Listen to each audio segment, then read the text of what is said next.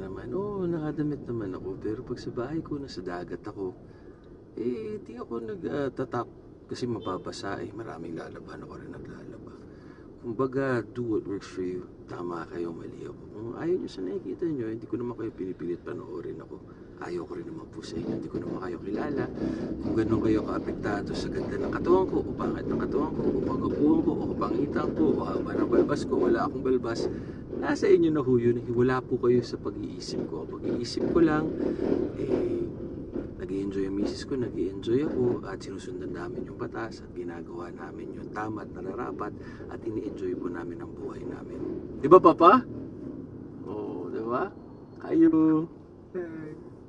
So, ganun lang. Do what works for you. Live the best life na kaya nyo. Kung gusto nyo naka-Amerikana kayo, naka-barong, go. Kahit sa bahay o naka-makeup, go. Di kami humuhusga. God bless. Always be a good person and pray.